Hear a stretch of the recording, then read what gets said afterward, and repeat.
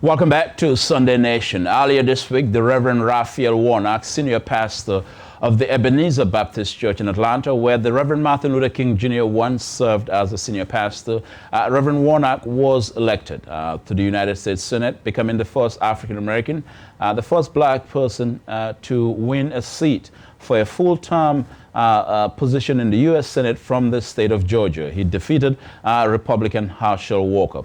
It was a landmark victory in the sense that this was a national race that all of us were watching from around the country in terms of what Georgia, an epicenter of the racism in the deep American South, has represented over the years. Reverend Warnock getting elected in that state, what we call the Deep South, is significant, and we are watching in terms of what he's going to do in the U.S. Senate.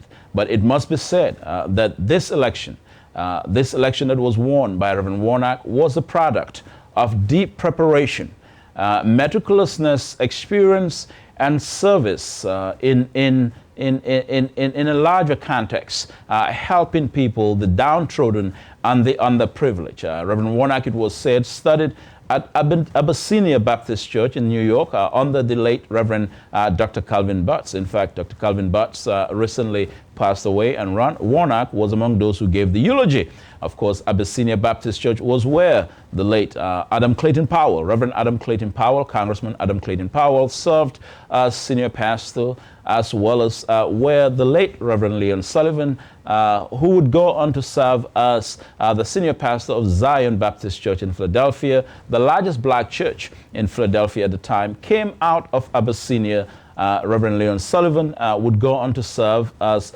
the member of General Motors Board of Directors, becoming the first African-American to serve on the Board of Directors of a major corporation in America in the 1970s. What does that mean? The roots of Reverend Warnock's rise to the U.S. Senate is one that is deep and long. And it's an impressive route. It's an impressive background, all the way from Abyssinia to Reverend Martin Luther King Jr.'s church in Atlanta, Ebenezer, now to the United States Senate.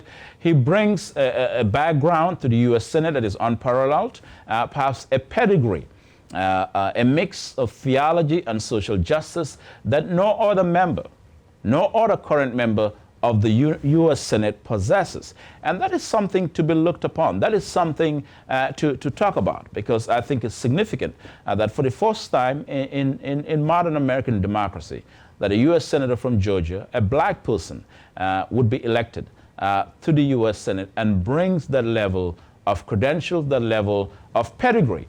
I've said all along that, in fact, Reverend Warnock's election now challenges black ministers around the country, especially those who are looking at this election with deep admiration for what Warnock has been able to accomplish within a span of his own preparation and what he has been able to do.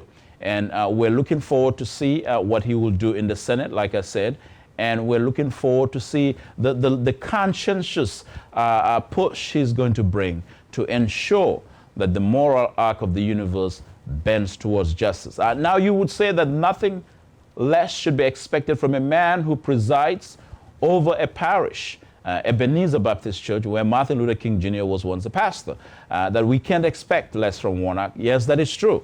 All the more reason why I think expectations are high for how Reverend Warnock becomes the conscience of the United States Senate, coming to that body with unparalleled background, an outstanding background, and an admirable feat in this context. So black churches around the country, black ministers, are being challenged now to do more than just preach on Sundays, to show the life of the church fully evident in the body of the community.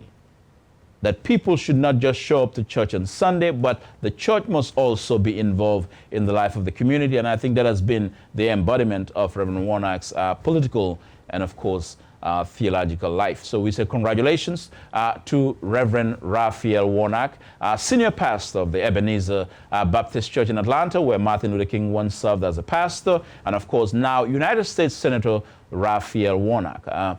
Here is, in fact, excerpts from his victory speech given earlier this week when he traveled what we call an improbable journey.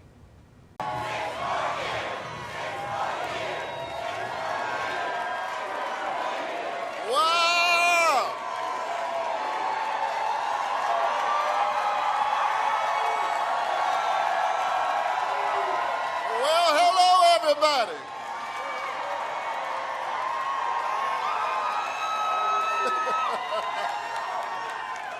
Y'all settle down now. Settle down.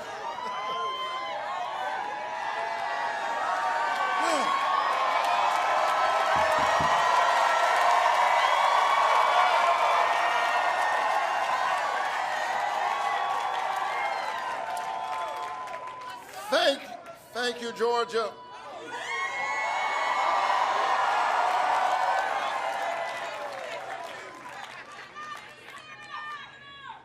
Thank you. I love you too. All right, y'all settle down.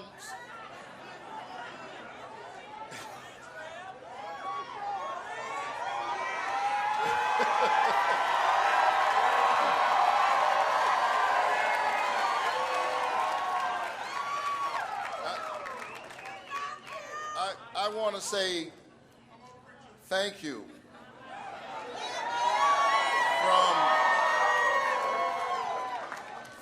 from the bottom of my heart, and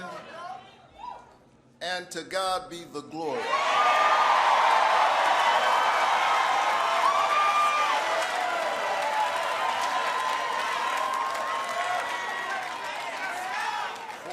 Great things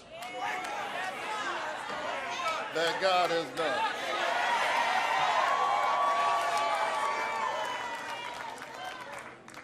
And after a hard-fought campaign,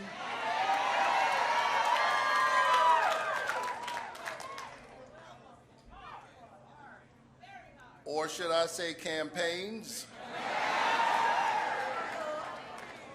it is my honor to utter the four most powerful words ever spoken in a democracy. The people have spoken.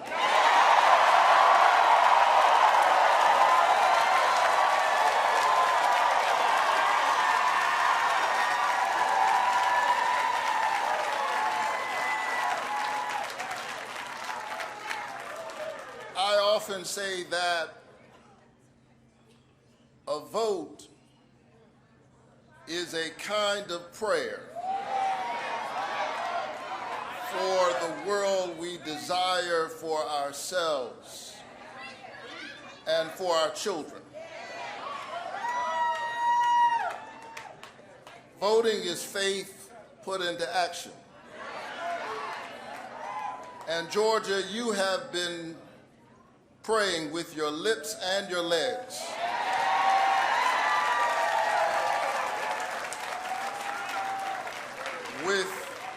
With your hands and your feet, your heads and your hearts. You have put in the hard work, and here we are standing together.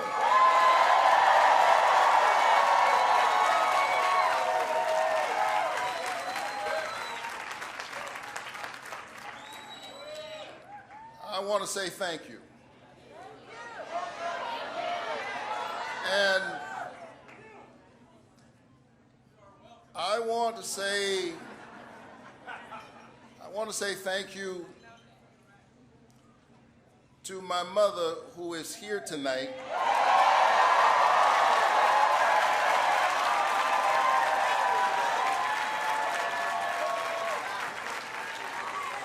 You'll see her in a little while.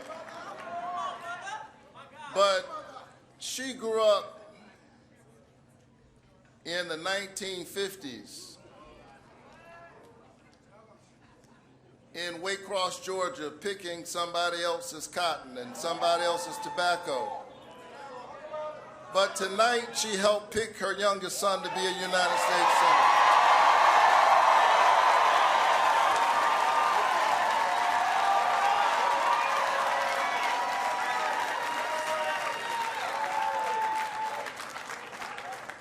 My dad has long passed into the light, but he is still very much with us. I watched my dad, a pastor and a small businessman, take care of his family by working really hard with his hands and using his brain. And he picked up old junk cars and loaded them on the back of a rig that the mechanisms of which he designed himself, one on top of the other. And that's how he took care of his family. But on Sunday morning, the man who lifted broken cars lifted broken people.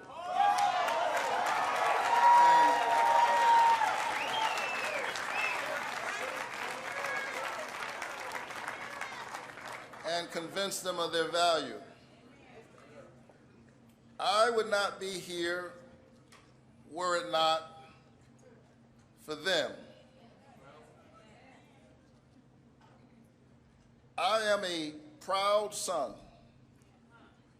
of Savannah, Georgia. A coastal city known for its verdant town squares and its cobblestone streets. Tall, majestic oak trees, dripping with Spanish moss, bend and beckon the love of history and horticulture to this city by the sea. My roots, like the roots of those oak trees, go deep down into the soil of Savannah and Waycross and Scriven County and Burke County. I am Georgia.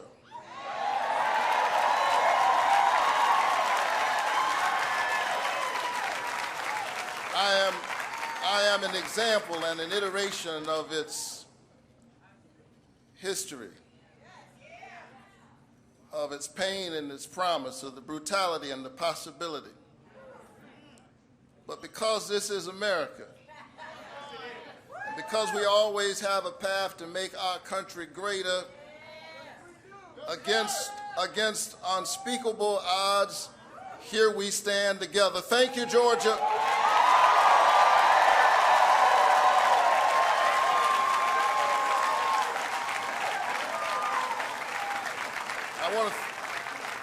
I want to thank my mother and my late father. I want to thank my siblings who are here. I'm one of 12 in my family. Clearly, my folks read the Bible, be fruitful and multiply.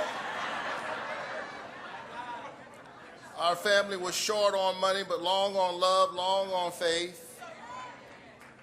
And I want to thank my two darling children.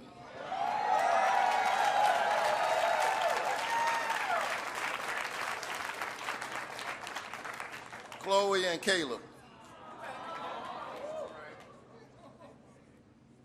whose brilliance and whose eyes inspired me to work for all of our children. Georgia, I don't want you to miss what you've done. In a moment in which there were folk trying to divide our country, and those forces are very much at work right now, Georgia did an amazing thing. In 2021, it sent its first African-American senator and its first Jewish senator to the United States Senate in one fell swoop.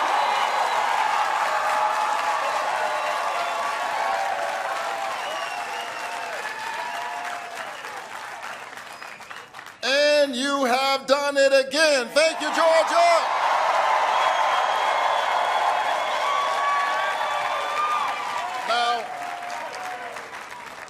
Now, there are those who will look at the outcome of this race and say that, yes, you're right, we won.